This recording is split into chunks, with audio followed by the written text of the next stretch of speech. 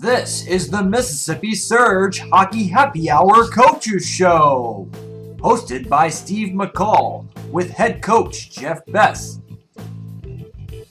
Hockey Happy Hour is brought to you by Bob's Burger Factory at the corner of Pass and Courthouse Road in Gulfport.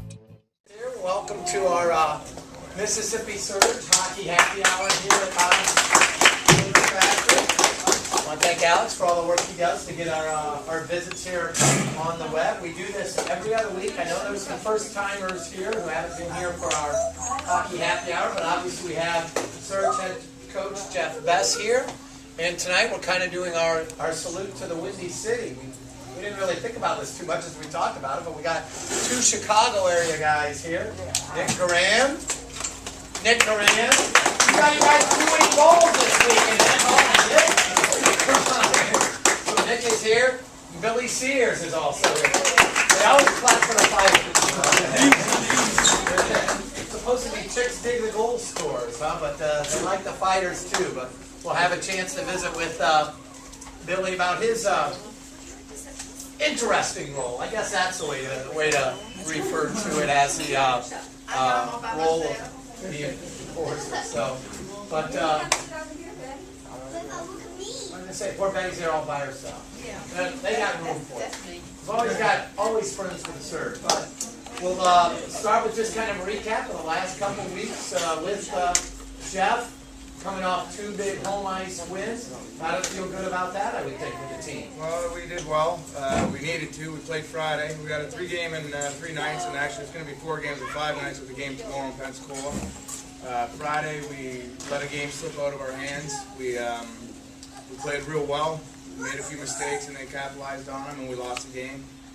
It's never good losing a game in the last 2 minutes of the third period. We gave up the goal. Came back Saturday, came out hungry and won, and then again Sunday, 3rd game in 3 nights, or 2.5 nights I should say, and the guys played extremely well. Worked real hard and did what we needed to do to get the win.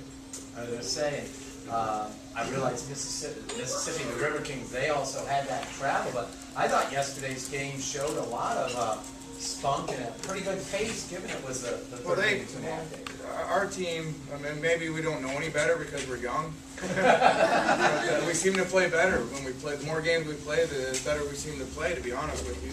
And the River Kings, they played the previous night in Pensacola, and it was only their 2nd game and 2nd night, so they still had a lot of energy.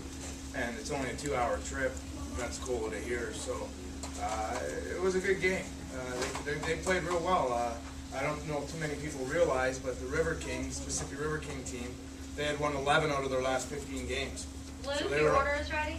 They were on a good roll, so that was a big win for us, and a good momentum builder, and we got to keep the ball rolling for tomorrow night's game. I say tomorrow night, of course, the Surge, they go to Pensacola. You've got a while now before you have another home game. After tomorrow night, you can finally catch your breath a little bit. Just 2 games this weekend, and then not a game until next Thursday. But I don't think you're playing those games, or catch your breath a little bit. To be honest with you, and you can ask the guys. Like, it's been a tough grind. We've had 3 straight weekends, and we've had 3 straight weekends where we had 4 and 5, 3 and 3, 4 and 5, and this month already we'll have 13 games this month. And then we got a game Friday, Saturday as well. So we're in a huge stretch right now. Actually, this 4 and 5 turns into 6 games and 9 nights, to be honest with you. And then after that, it slows down a little bit. Right. Maybe we can catch our breath after that. But we're focusing right now and doing the right things, and guys eating the proper meals and getting a lot of water in them. Especially down here, you get dehydrated, and the guys don't realize it yet, because when the weather gets warmer and the humidity, you get dehydrated, and they don't realize it. And I got to stay on them about drinking their liquids, preferably water. I was going to say, specifically, preferably water. That is the best. That really shows off there. But that really is the best thing to hydrate, more than even like the Powerades in the sport drinks. Well, and it's funny you say that, Steve, because I'm a big believer in Pedialyte. I tell the guys, and they think it's funny, but they'll realize once they get older that it actually works. And it's probably the best thing for them is Pedialyte. It really helps in replenishing all the electrolytes in your system. Actually it's for babies. And I'm sure we have babies for babies Got a little guy there? who are sick or lose a lot of fluids. It helps you regain your fluids, and I'm a huge proponent of, huge believer of it. Powerade, Gatorade, that kind of stuff does have a lot of sugar in it. Obviously water's the best, but Pedialyte, if you want to have a flavor, it's in my mind, it's one of the best things that you can use. Not a Pedialyte distributor. This No, isn't a paid announcement. this is not a paid announcement. This is playing 19 years and learning the tricks about it. I just say, you mentioned that, when the guys get older, I was going to say, so you learn that with your experience. Yeah, 19 years, you learn these things. You try to impart this wisdom on these young cats, but sometimes they know a little more than me at times, they think. So They get all the way with kids. what's that? Kids always know more than parents. So there you go. Isn't that the truth, right? But but they're doing good. We're coming along, and it's just we got to stay focused, mentally focused. It's such a grind right now, and the guys are doing good. Went through a little part of a patch there where the power play was struggling. Have you seen some improvement in that over the last couple of games, maybe? Yeah, we have. It wasn't doing very good. We hadn't scored a power play goal in 5 games, and we were getting too pretty. We were out on the perimeter. We were passing it around, and it looked good, but we weren't getting any shots. We weren't attacking the net, and we weren't having any net front presence. And when you don't do that, you're not going to score any goals. Very rarely going to score any goals. 87% of all goals are scored off a rebound, if you can believe it, in the National Hockey League. So we changed it up a little bit. We wanted to start establishing the point shot, get back to the defenseman, and get the shot on net, get guys crashing the net, and screening the goaltender. And we started that actually on Friday. We had a real nice power play goal. A couple times over the weekend here at home, we had the power play had just ended. I think by 2 seconds we had scored a goal. One time, and then another time the same thing. They would not count as power play goals, but we were certainly getting more opportunities and more pressure and better chances this past weekend. So I'm happy with it, but as we all know, playoffs and the end of the season, your specialty teams, your power play, and your penalty kill are what's going to make and break you. Well, teams, if you've got the power play clicking, might they be a little less aggressive for fear of taking a penalty maybe and giving you that edge if you're really clicking on the power play? Well, you might think that, but you never know with the refereeing in this league. Especially last night. Yeah, That's not a slam. Just an observation. Observation, not criticizing, not saying anything, but and they're learning too. This is a developmental league, and it's also a developmental league for the referees, and they're learning as well. And they're going to make mistakes, just like our players are going to make mistakes, just like we're going to make mistakes. But if the power play is going and you have that confidence, we want them to take penalties. And with our team, when we're working hard and we got all of our, doing our systems and we're hitting almost all the cylinders, so to speak, we're drawing a lot of penalties because we have so much speed and driving the net. They got to hold us down to take penalties. So, it's kind of a hand-in-hand type thing. Yeah. And you talk about crashing the net and getting the rebounds and the insurance goal. Yes, we had the game-winning goal here on Saturday night. It's a Saturday, Sunday that we played here. And Nick Guran had the winning goal and also had the goal that kind of sealed the victory, the 5th goal, off of a rebound where you kind of crashed hard in the net and lifted it in. And was that something that's like, hey, I just know I got to drive to the net? Yeah, I mean, I tend to make things a little harder for myself. Does that make it harder on the coach then, too? He reminds me a lot. I started to just try to make it a little more simple and just go to the net. And usually good things happen when you go to the net. So. Yeah, and obviously it did on 4 times in 2 games here this weekend with 4 goals. Do you feel like you get into a bit of a groove? I mean, it's like, hey, things are happening. I know that sometimes you're playing well. Seems like you can't beg, borrow, or steal a goal, and then sometimes everything you touch goes in. Yeah, when that happens, you just got to keep working hard and not get down on yourself. And usually it turns around for guys who've been playing for a while, and you get in these slumps, and you just got to kind of shrug it off and keep doing the same thing you're doing and keep working hard. And usually you end up being in the right spot at the right time, and start putting some pucks in the net. I was going to say, and obviously that worked for you well this week. And tell us a little bit about your background. We mentioned we've got 2 Chicago area guys here. People always interested. Did you start skating when you were real little, or when did you start picking up hockey? Tell us about your hockey background. Yeah, my dad actually was a hockey player. He was a goalie, so he's a little goofier than me. But he played in his youth and played in college, and then kind of obviously, as a dad, you get your kid into the same stuff you were in and hopefully stick with it. So he asked me if I wanted to be a goalie, and I told him I wanted to be a hockey player. So that's kind of a funny thing. That's why your goalies are not hockey players. Yeah, exactly. They're just weird humans. And you've had that conversation with Nick, and Kiefer Smiley. I live with he's actually fairly normal.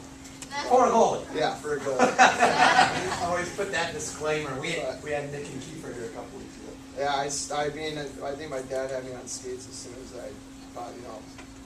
as shortly after I learned how to walk. So, but it started probably 5, I would say, and learned the skates program, and ever since then, just been playing since then. Did your dad attend college in the Chicago area? No, he grew up in Chicago, and then he moved to Wisconsin, in Milwaukee area, and throughout his high school and college days. So he played at Whitewater actually, but they don't have a team anymore. But it was I think it was his club or something, but that's where he played. And he always tells me about the opportunities that the younger guys have nowadays. But he played there, and he was pretty good. He won a couple championships there with them. And, so he's been always very involved with my hockey growing up. So it's been kind of cool to have him, cool and not cool at the same time, having him on the bench. What's the best part of having a dad that involved in your field? I think the cool part about it is just the support you get. Like my parents have been extremely supportive of me throughout my hockey career, and like driving us everywhere. I played AAA growing up, and you're driving to other states every weekend to play games. And I was very fortunate to have parents that were willing to do those things for me, and be really supportive at the same time. You said it was good and then sometimes not so good. What would be some of the drawbacks? Shelly, your shake is ready. Well, my dad used to drive me to. I've met your dad. I mean, his dad's been in some games. Some of you folks may have met him. He's a super guy, and obviously very interested. So. Dads are always want their kids to be the best they could be or whatever. So you get those car rides home from the game, that you end up staring out the passenger window because it's yelling at you. But, you just kind of those things. You take it in. They may not think you're listening, but you are listening, and you learn from it. But I think it's helped me out a little bit as far as like my work ethic and stuff like that. I just try to work hard and do the best I can. So you started when you were young with your dad, and I guess would he put the pads on and let you take shots on him?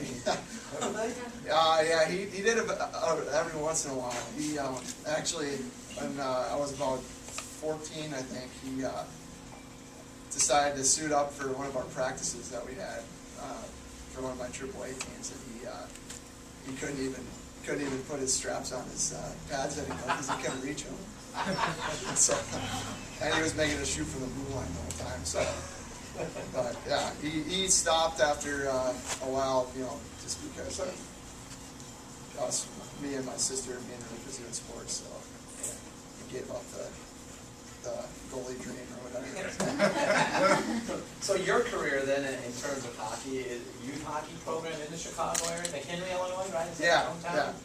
Yeah, I'm actually pretty close to Wisconsin. I say Chicago because everyone knows where that is, but I'm like 10 miles away from Wisconsin, so I'm pretty far up north.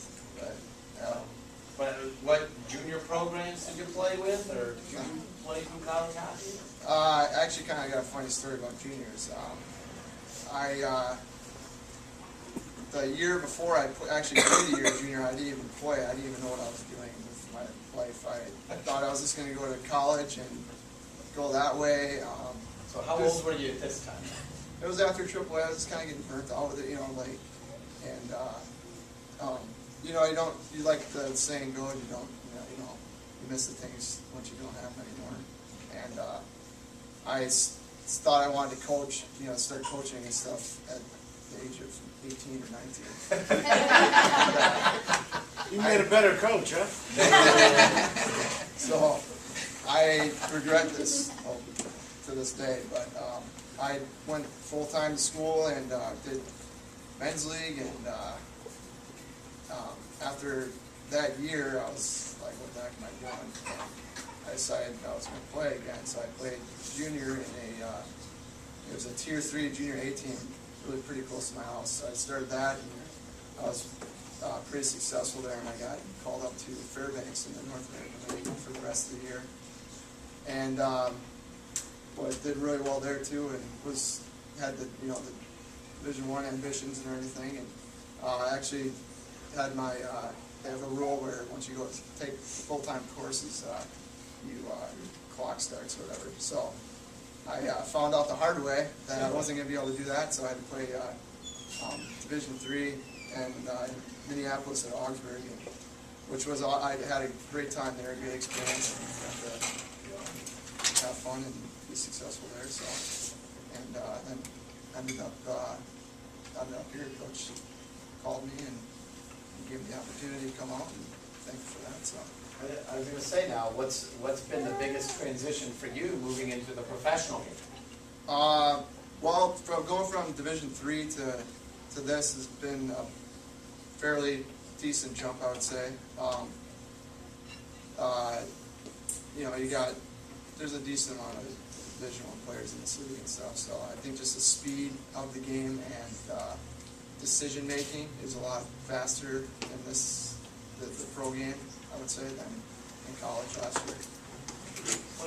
What about, and we talked about it with Jeff a little bit, what about the traveling? In college, you're usually playing just Friday and Saturday, and that's it. You play the same team quite often, and you just have to gear up for them. And now here you're playing 3 different teams, 2.5 days, in 3 different cities on the bus and everything. That's got to be a big adjustment.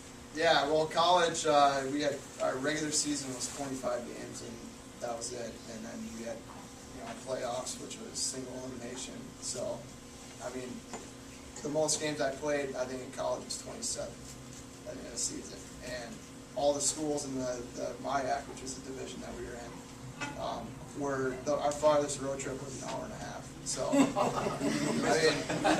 so it's slightly different, you know. We got 15-hour road trips and 6, 8, all over the map. And then on top of that, there's 56 games in a season. So trying to adjust to back to that, I should say, because juniors was kind of similar to this, but I obviously had 3 years, separation from that. But yeah, that's been I would say the hardest thing for me, just adjusting to playing. Marty, your order's ready. Yeah. You mentioned you went to Fairbanks, Alaska to play junior hockey.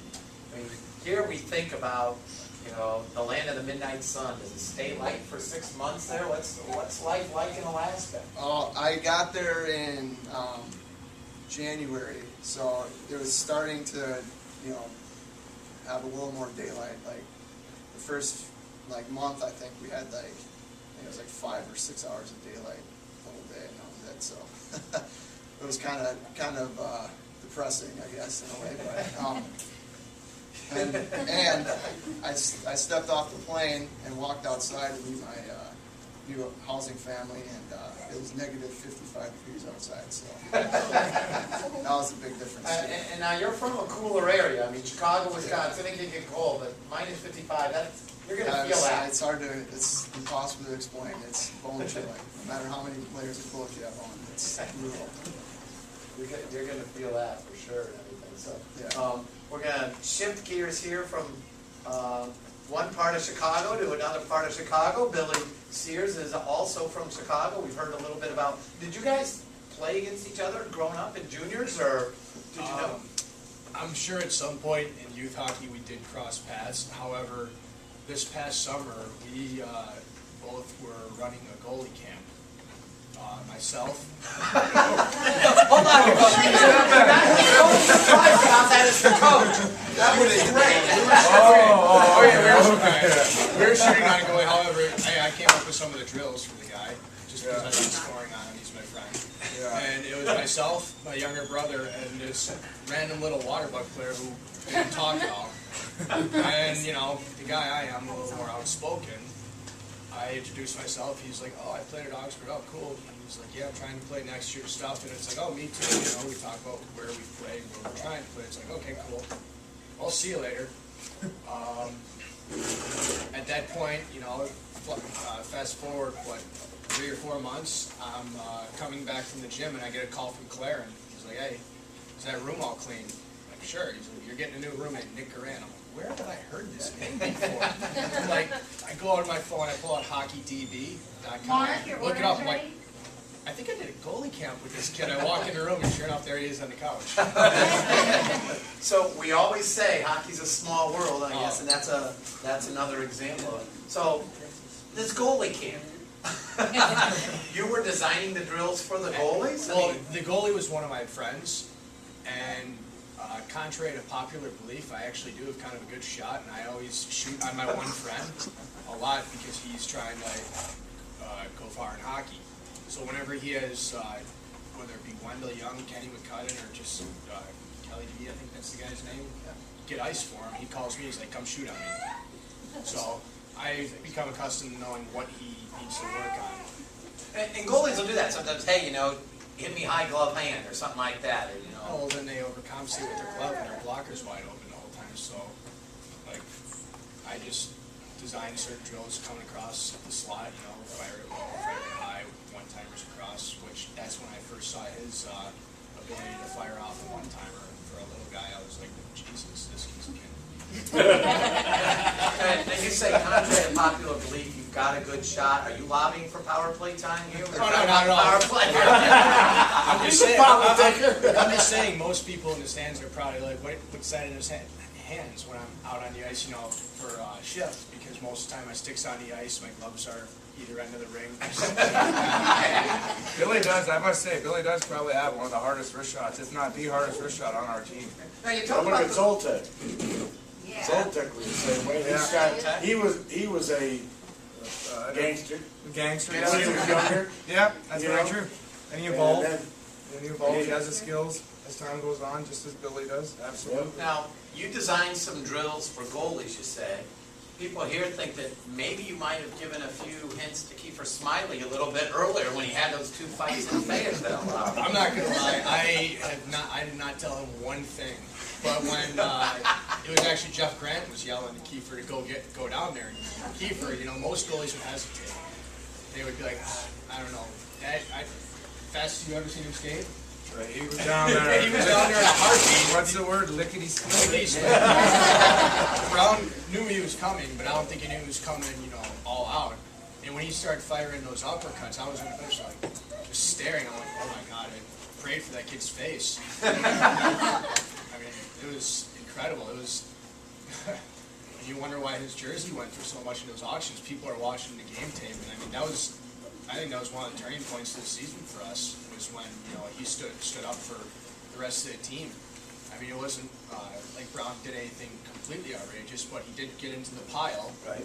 And it's like, you know, you don't leave your crease to do something stupid like that. And Kiefer, being a rookie, took it upon himself to go to length of the ice, take more penalties than half of our team in 1 minute, and just lay his fist into it. And it was just awesome. And actually, it did kind of spark a resurgence when we talked about that. Yes. It kind of got everybody going. Nick's detailed some of his career. Talk about your hockey background in the Chicago area.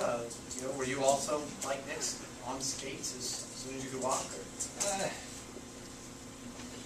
I actually think I might have had figure skates on first. I'm going to be entirely honest. I think I might have done a nice show or two. Billy's not embarrassed about that. I'm not Nick embarrassed is. Billy's not embarrassed, but Nick is. Remember, wait till tomorrow during practice. I have an older brother and 2 younger, and through most of our lives, it's follow the leader basically. My older brother got into hockey through one of his friends, and when it came time for me to, do something normal with my life, when I was like 4 or 5, I threw on a pair of hockey skates after that. And that's each brother followed suit. After that, most of us spent our career in just the AA programs in Illinois. I never actually played at a decent level of hockey until my senior year of high school. That's why up until my senior year of high school, I was always one of the leading scorers in the state because I was playing at such a low level of hockey. But my senior year, I actually played for a junior program that Nick played for 2 years later, the Chicago Force, very close to home. After that, I ventured out to the East Coast and did a post-grad year at a prep school, which that was the first year of my life where I wasn't like your first line go-to guy. I mean, I had guys on my team like Sean Backman, Cam Atkinson, both of which we've had NHL time. My goalie was John Quick. Oh, yeah. The Los Angeles Kings, right, yeah. That was the first year where I adapted to a role. Alf Samuelson was one of our assistant coaches, and although he hated the guy, he told me you need to kind of play like Cam Neely. I asked him, I'm like, I'm not going to knee you as you're cutting. I'm not going to get kneed by you as I'm cutting across the almost did. But, now that was a good learning year for me. I got sick midway through the season, but I learned how to play a very physical brand of game and took that into another year of juniors after that out east, which that wasn't the best year of my life. My coach there, you can ask anybody who's played for him, he's more of a criminal. Like, he takes money from players and stuff with his outrageous fines, and he'll basically blackmail you and say you won't go to college unless you pay this fine, kind of sort of thing. I'm not going to do it, but you folks, part of our show is you can ask questions anytime. You got a question back here? I thought your question, if I read your lips right, was who was that? Yeah. There you go. So go ahead and ask it. Don't look at me. There you go. There. I'll just say he's a very large man on an East Coast team out there, an East Coast junior team with the Bulldogs. But that aside, I still managed to find my way to a good Division III school in the Midwest. What that only did for me playing for that junior team was it limited my options out east because that's where his connections were. But luckily, I had a couple friends in the Midwest. Sure. And I ended up going to school at Lawrence University in Appleton, which I got out of there somehow. I got a great degree that I'm eventually going to use, which my mom is still wondering why I'm getting punched in the face for a paycheck. I'm making $80,000 a year or something like that. But, What is your degree in? It's an econ degree, Econ? liberal arts Okay. degree, so basically I had to learn a bunch of stuff that I did not want to. I have to take art classes and stuff, and I wasn't about all that, but it was a great experience. I mean, especially with budgeting your time with school. I mean, my coach there. Hockey was just he was tough, but I mean, it was really good for me, and I learned more in college from him than I have any year in terms of just growing as a person. I mean, hockey-wise, there I adapted to a role player too. My freshman and sophomore year, same thing. I was a goal scorer, but then our team got a lot better, so I had to be more of a role guy. And in college, you're not supposed to fight. Yeah. But junior year, we were down 8-0 to Sean Skelly's team. Oh, yeah. They actually terrorized our team my whole tenure. Our game plan was don't let him get the puck on the power play. It was a pretty good plan when we actually almost beat them. But I took it upon myself one of those games to go after their biggest guy, who is now a tough guy in Knoxville. I'm wondering why he still said no to me. But He's Towns, big guy. Yeah. Donkey got his foot. But college was a good experience. After that, I say it was a great experience, obviously, but I still wasn't satisfied. And I'm like, I haven't been able to get the most out of my game because Nick could attest to this too. I mean, maybe not from the same vantage point as me. But in college, everybody's a tough guy with a cage on. And coach, he can't explain that because he played, major, junior, and went right to pro, and everybody had visors and stuff. In college, everybody's jawing off to each other. They all, they'll work their sticks, near the face. But by cage, what Billy's talking about is, some call it a bird cage. It's a full face mask.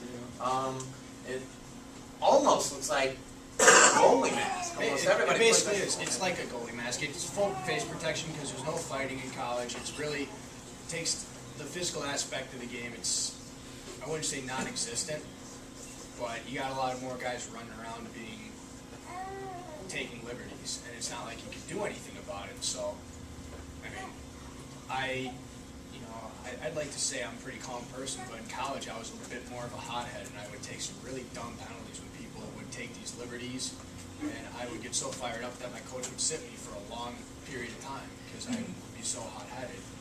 So then after my career, I'm like, I need a way to be able to vent out this anger, so I decided to, try to play pro. Last year, I don't know if you know this, I'm sure he does, Nick, you do.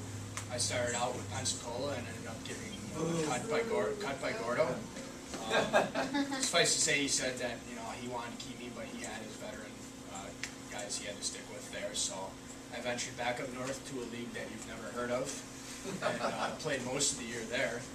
But then I was getting pretty depressed there. You weren't making as much money. Really, to me, it wasn't pro hockey. I mean, because on that team, I went back to being one of the better scorers, but I was still able to vent the way I was in college by, fighting. I mean, so that part was good, and some good YouTube videos. But then I got a call from Robbie Nichols in the East Coast Hockey League, and I actually thought it was a prank call, and I hung up on him after exchanging some slurs. But then he called back. He's like, "No, It really is me." It really is." And I'm like, "All right, why are you calling me?" He's like, "We need a player for a weekend, and I've been watching some of your videos and stuff." So I went out there and I stuck the rest of the season. So then that was an unreal experience playing at that level. And that would have been the ECHL in Alara, right? Yep. Yeah, with Robbie Nichols, who had a similar type role in his career. He was the same type of player. He might have been a little crazier, I think, to be honest. Yeah, I think that's a fair I mean, assessment. you can ask guys in the league. I'm probably one of the nicest guys on the ice when my gloves are still on. But when they come off, that's when I get mean. I mean, when I'm hitting people, that's a different story. But he hates it, I know. And I apologize to him for this every day, but I'm always making conversations with guys on the other team. But I mean, it's just who I am. It's sweet talk, though. It is sweet talk. People are. Everybody in here is probably wondering half the time when I'm at a face-off dot with Kevin Ficala or in the penalty box with Dan Amsbury, what we're talking about. And I mean, we're just making small talk, talking about past games, how things are going. Other things I can't bring up here. It's usually never trash talk. I wanted to get into that with guys who have your role on the team, that have the role of an enforcer. Is there a code? Do you guys have, Yes. we joke about the goaltenders union, is there an enforcers union? You guys have respect for each other. The code is so important for enforcers. Take, for instance, Saturday's game where I really didn't give that kid much of a warning before I Yeah. Go back 2 months ago, same thing with Aaron McGill. When I jumped after him, I know everybody here hates him. I don't know. I think he's a nice guy from what I heard. But what happened is when you are supposed to take on the role of an enforcer, especially this kid on Saturday who just popped into the league out of nowhere. No name, comes in with a mohawk, and he's 19 years old. You don't do that. He comes in, and the way you want to make a name for yourself is you play very physical, but you show respect to the veteran players. And if you want to have a fight, you ask them. If the kid would have came up to me and said, "Hey, I want to be able to make a name for myself, can I fight you?" I would have said, maybe later, or yeah, sure. Instead, he grabs Rob Campbell, who's 5'6", 150 pounds, just scored his 100th point, so obviously he's a point producer, and just yanks him to the ground. And I saw the video. He didn't throw any punches, so I was still thinking when I saw that, all right, maybe I'll just blow him up with a hit tomorrow. But then he skates to the penalty box and starts shooting fake guns off in the air. It's like, he didn't do anything. Now tomorrow you're going to get it. And the kid even told me in the penalty box with blood coming out of his mouth, he's like, "Everybody on my team told me that you were going to kill me today." And you didn't want to disappoint him. You can't make all his teammates look like liars. But that's one of the basic things of the code, just having respect for each other. know, I always have good talks with the guys in the box. You know, there's only been, out of my 16 or whatever fights this year, only 2 or 3 of them were like one of us jumping the other guy. I mean, there have been a couple where it's just like mid-play. Well, and then yesterday with you and Kevin, right? You guys took the helmets off, and He was trolling for a fight. Kevin, he's a good guy. He's the most religious person you'll ever meet, from what I've heard. But when you have the skill of him and you're getting a regular shift, and we see this, I looked at Coach and I'm like, I think he's looking for something out there. And if I don't go out there right now, he might do something stupid. I mean, he gave Isaacs a warning one time. He said, don't try to do Sears' job. And he skated away, and Isaacs, you know, probably wanted to, because Isaacs has stood up for half the team already this year. I mean, he's a tough kid too, but, you know, Isaacs is more important on the power play than in the penalty box. Let's be honest. So when we saw Kevin go out there in the second period, I just looked up at him and was like, whatever. Go for it. He's like, go dig your own grave. So I went out there and I just looked at him, nodded heads. We just nodded at each other, shedded our gear, and I actually got kind of scared when his jersey came off. I thought I was... because then he was free and loose, you know. But then when I saw all the cuts, I was pretty happy with all that. Like I said, he was practicing before the game. He had somebody out there, he was practicing before the He game. did shadow boxing before the game. How do you think that makes me feel? And I've actually, I saw some pictures from the game that Amelia Woodcock takes. We zoomed in on the picture. On his shoulder pads, he's got Bible verses written. And when he's that close with the Lord against me, I feel unsafe.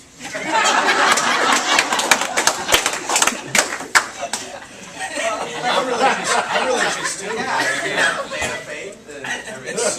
It's tough. Yeah. That kid's scary. Now, Billy talked a little bit, Nick, about how he will talk on the ice. Do you talk to opponents on the ice at all? No, not too much. You don't talk to your teammates in the locker room. No, I say I'm social in the locker room. On the ice is kind of do my job, I guess. You should hear him Play the game. Now, how about that, Jeff? He says he talks on the ice and he's always apologizing to you. I mean, what is your take on that? Is it okay, or is that fraternizing with the enemy? I knew it was coming. Yeah, What did you do when you I played? never spoke. I never gave him that. If I had to say something, it would be a cutting remark to try to get an advantage. I believe, and this is just the way I played, and when I was schooled, when I came up, and obviously it was a few years back when I first started, and now the generations and the time has changed a little bit. But yeah, I never wanted to. I never said anything. There was buddies after the game. But before and during the game, it's you're focused on what you need to do and what you're doing, and then you can go and have a beer, have something to eat, talk after the game all you want. But I didn't want to bring that into on the ice. So when you see Billy do it, and then he comes over and says, "Oh, Coach, I just got carried away." I actually, he brought it up. I forget who it was against, but I did one time. It was a little too much. And I mean, since then, I've dumbed it down quite a bit. But I mean, after the game, you know, it's fair game to talk with them. Before the game and warm-ups, the only time I'll actually have a conversation with them is, you know, making sure, like, that if you saw that the guy fought the previous game and you guys have previous beef, or, you know, you're destined to go. I mean, anytime we play Columbus, I know Dan Amsberry's going to fight.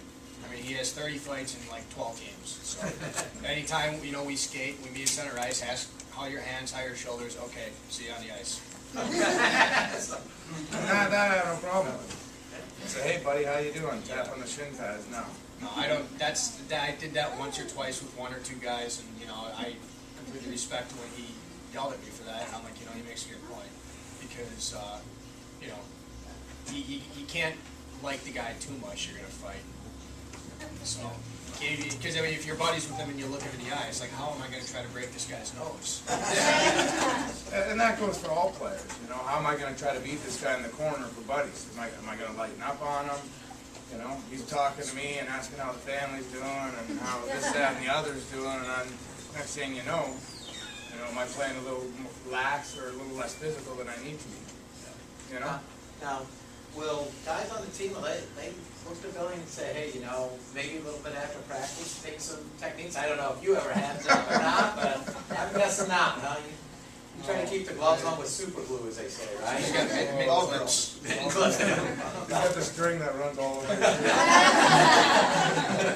Which is okay too, because you don't want Nick Guran serving 5 and possibly 10. What's the saying? If they get through a stick, they don't use his hands. He uses his hands for scoring goals and setting goals up. You know. I was going to say, this is probably more of a question than to ask Billy, since you haven't had the other half of the equation. More fun, scoring a goal or winning a fight?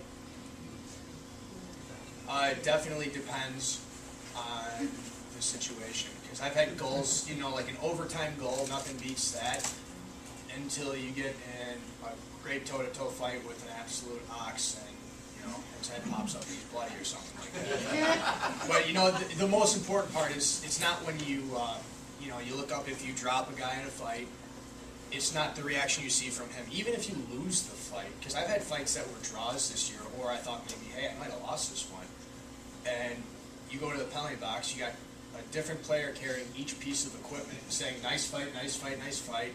You come back to the bench, and the guys are just going crazy for you. I mean, I remember after last time we played Columbus, Skelly almost tackled me on the bench.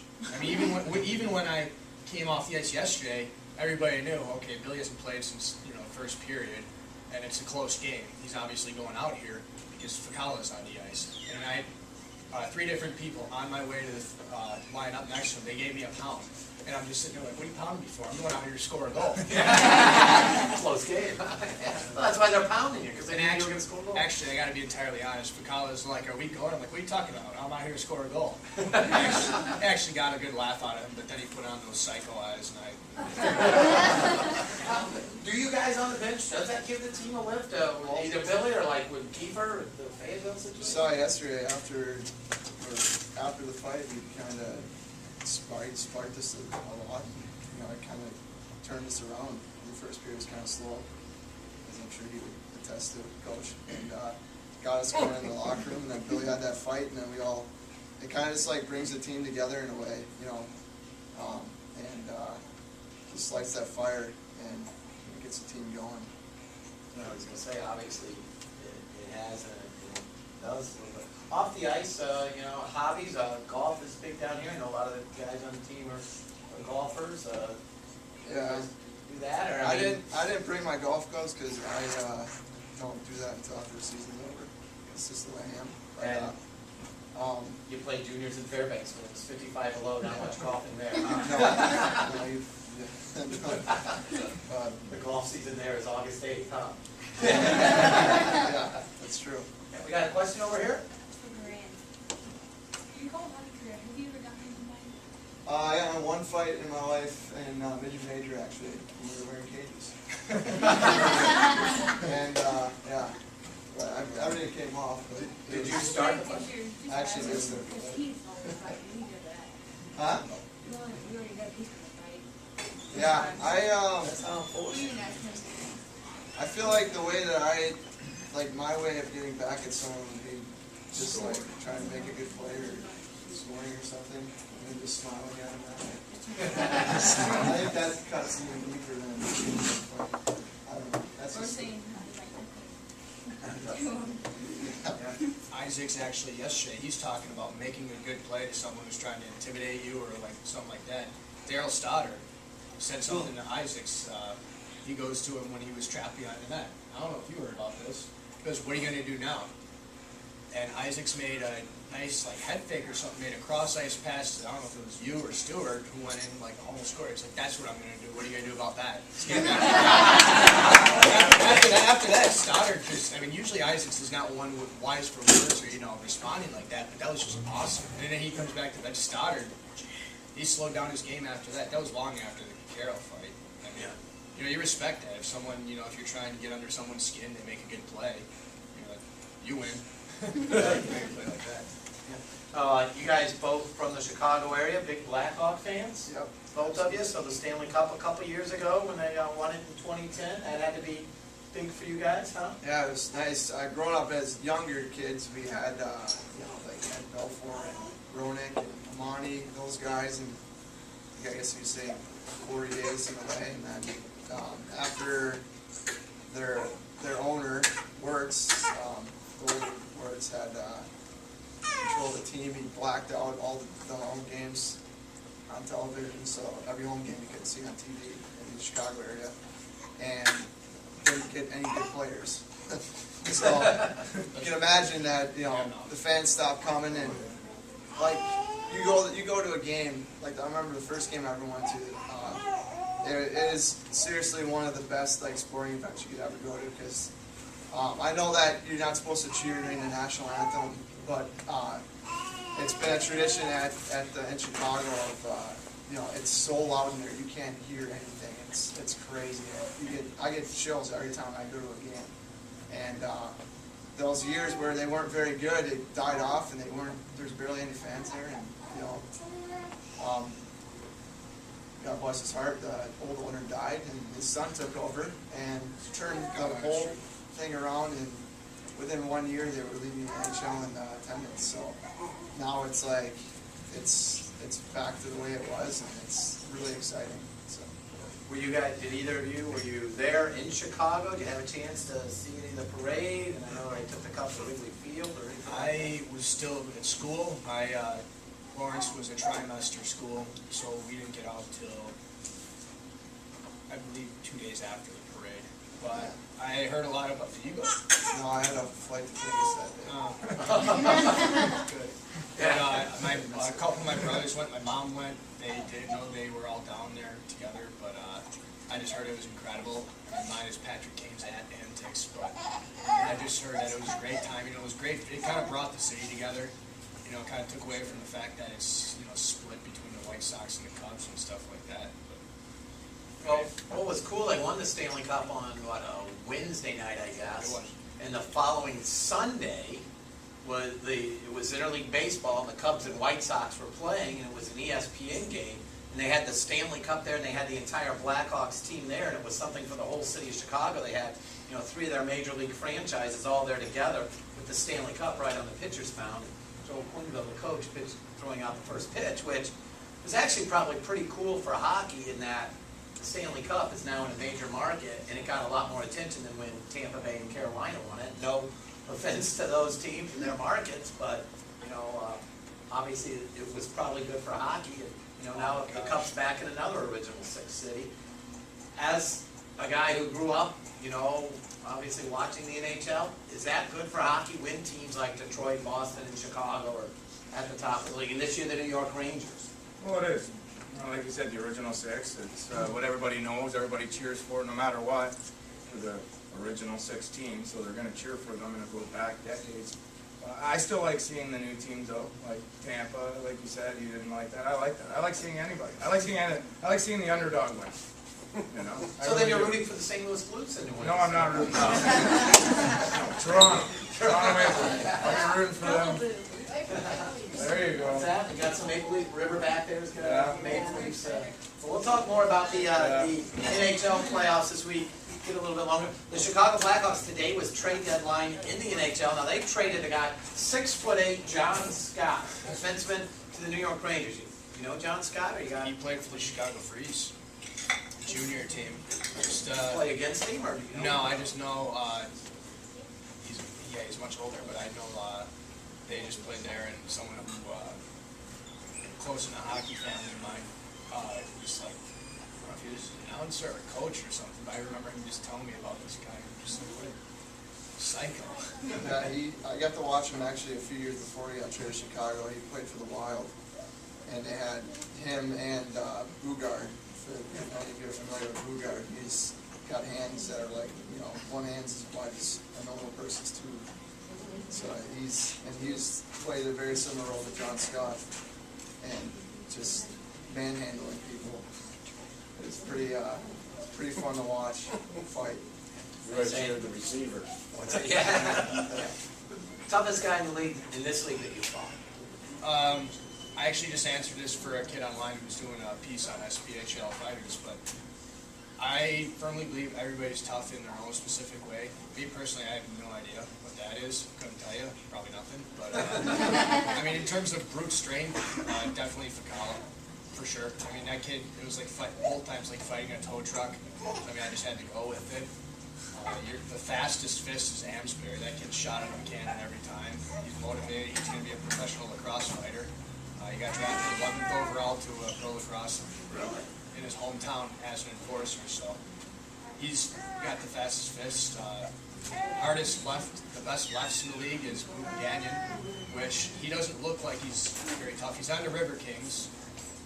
But when our guys would go to the corner with him, they'd come back to the bench and be like, man, that kid cross-checks hard. I'm like, yeah, just let him do that, skate away. You don't want to get the fight with him. He's got a very hard left. He can switch up. But pound for pound, Dave Siegel, I never had a chance to fight him. One of the funniest guys to watch on the ice. He's hilarious. He's actually got great skill, too, but he's only 5'8", probably 180 pounds maybe, but he takes on everybody. Oh, in this league, obviously, I mean, you've got a very good book on these guys. How do you get a chance to scout the guys in this league? Obviously, in NHL, they've got multi-million-dollars video, and they got 8 scouts going out watching guys. You've got a pretty good book on these guys. Well, believe it or not, most teams, we have good enough video cameras where most of the videos end up on YouTube. And right now, I can tell you that a lot of fights of my own that I've watched at home are because of Alex over there. He's put them online, and I watch. Prior to this season, I thought, about scouting out fight videos and be like, let's watch their techniques. But really, I believe that kind of gets in your head a little bit, unless you're fighting someone who's had that much experience where you really need to scout them out a little bit. So I mean, I usually just watch myself and be like, okay, where did I go wrong here? Why did I grab too big? I only really scouted out one guy I fought this year, and that was Dave Simos in Louisiana. He'd been around the Central League for a while, and one of my friends called me and said, if you're going to tell you with this guy, you better watch the video, otherwise you're going to get punched in the back of the head. So I watched video on him, and I did pretty well against him. So, but I only watch myself. I don't watch other fighters anymore. I don't go to hockeyfights.com and read what all the people on the forums have to say. That gets in your head. It's pointless to listen to people like that every now and then. I just go out there and have fun. Get the team and the fans fight. I win or lose, whatever. So you mentioned some things on McCall and Amesbury. What do you think the book is on Billy Siers as a fighter? I think me, I mean, I don't have a specific pattern in my fights. There's been a couple where I come out guns blazing, and then there's been some where I've been very patient. I think for me, people have to be aware, if my right arm is free, that's bad news for them. That's why Fakala got cut. Twice I got that big Kyle McNeil guy with him, right? That Somerville kid on Saturday probably should have tried to tie up my right arm. I think he was just hoping that we'll just hold him I gotta give credit to that kid for standing in there that long. Yeah. And, I mean, I actually told him that in the box. I mean, hey, pretty tough to hang in there like that. But I don't know. I mean, my younger brother too. We both have a very similar fighting style where it's patience and adrenaline. So I mean, we might go in guns blazing, but there's also other fights where we're going to sit back a little bit. For a guy who hasn't had a fight since midgets, you've really got to respect that role. I think it's nuts. Hey, Billy, what about Barcella? You gonna fight him tomorrow night? Michelle? Yeah, The only way I would. he's got a fight card because he fought the other night while when we was playing. I seen him. I was on the road. He's fought twice. Well, if he does something to provoke a fight, I will. Pensacola, they haven't been really a team where it's been that style. But anything could happen. It could change. There could be line brawls tomorrow, for all we know. But history has shown with them lately that it's come down to our top 6 forwards and, really them grinding it out too. Because, I mean, when I go on the ice against them, I had one fight with them. Muchella, Janksy twice stood up with Durant and handled Muchella better than anybody else could have too. So, I mean, really, it's not like he poses that much of a threat to us.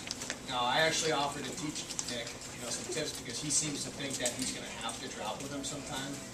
But, I mean, I think Muchella knows that we got a couple guys on our bench that will stand up for him in a heartbeat. I seen a brawl in Pensacola a long time ago when I was over there. We had a team brawl, actually a line brawl, and it almost started into the whole team.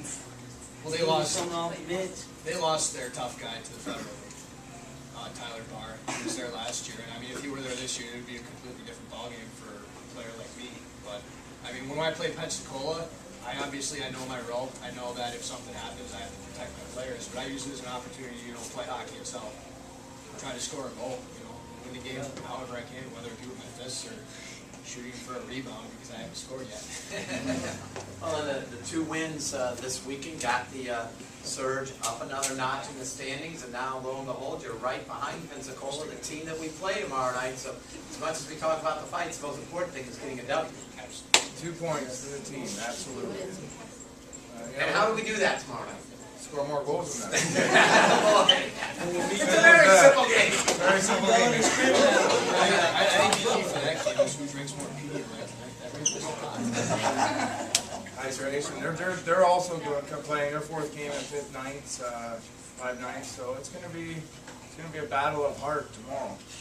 We match up very well. We play almost a similar style. I think I take my team over their team in a heartbeat. So I'll tell you that much right now. Third straight game-winning goal tomorrow night? Ooh. Knock on wood right now. Yeah. We don't have the same refs, do we? I'm not sure. I hope not. I offered them last night my glasses, but they didn't want it. They didn't want your glasses last night. Curtis needs to come out. He needs to just go back into the Little League. Yeah. But obviously the games with Pensacola have been very, very tight, very competitive, and at this point, it's going to be, the 9th time you've seen them, I think. Not a lot of secrets between the 2 teams. It'll be our 10th meeting. Actually, we played 9. They hold the advantage right now. They got 1 more win than us. I think it's 5-4. There's not much secret. I know a lot about their team. They know a lot about our team. It's, like I said, it's a 4th game, 5th nights for both teams. It's going to be a battle of heart, a battle of doing the systems and executing the systems. And I believe the guys, when we do that, we're really hard to beat when we execute our systems and do the systems. Does it seem like you're in a 4-team league over the last 9 games? The last 9 games you played either the River Kings, Pensacola, or Louisiana. You'll finally see a different opponent on Friday night in Huntsville, but are you getting sick of seeing these same guys? Yeah, I was actually, I apologize. I was talking to Stoddard about it in pregame yesterday. He's like, hey, off the ice, right? No, I was actually talking with one of the fans on the bench, and Stoddard's like, Siers, long time no see. I'm like, hey, he's like, what is this, a 3-team league now? I'm like, yeah. And then he's like, let's get this over with fast. I got a job to go to tomorrow. So apparently he works there because he's been playing for the River Kings for, you played against him for what, 10 years? Yeah. Daryl Stoddard's been with the River Kings for a number of years. We've been there for 7-8 years there. So, and it was the ironic as it is, we played River Kings every Sunday the past month. But it'll be good. It'll be good. We haven't seen Huntsville. If we're looking ahead, we haven't seen Huntsville since November. Never back to the River Kings again. Imagine that. But after we get through this week, if we really think about it, and I might have mentioned it earlier, we got 7 games left after the Saturday's game, and 5 of them are at home. So, we're positioning ourselves quite well right now, and this is a big week for us. All 3 games on the road. Win all 3 of those games, and realistically, 3rd place isn't out of sight. That's the one That's thing. our goal. And all along, all season long now, he's like, hey, the 1 game at a time. Is it okay now to start looking at the standings? No, you're not worried about the standings yet. The standings will get there. I look at it, but I don't want these guys looking at it because then we get too far ahead of ourselves. We look at it and prepare ourselves for each game that we play. And that game, that's what our focus is on. And then we take the good and the bad out of that game and we move on to the next game. You win and the standings take care of themselves. Exactly. Exactly. Now, when we're down there, and I might make a mention of it, and the guy's aware of it, that hey, this is a big game for us. We can jump up from 6th place to 5th place with a win. We got 2 games in hand on the team ahead of us. We win, we leapfrog over them, and it gives us a better opportunity here. But ultimately, it's up to us and our effort and what we do, and to get the 2 points. Well, I want to thank you again, Jeff. Thank you, Nick. 2 big game-winning goals. Thanks for that. Also want to mention both these guys are wearing the the pink bracelets from Pink Heart Funds. Obviously, the team did a great job yesterday. Thanks to everybody coming out and helping. You know, the Pink Heart Funds did a great job. That was great. And on another charitable note, we have a birthday in the house. Patricia has a birthday. So a happy birthday to Patricia. But let's have a nice round of applause for those Jeff Bass. We don't have another home game until March 8th, so cheer on the Surge on the road games, guys. Go guys! Good luck. Go Surge. All right.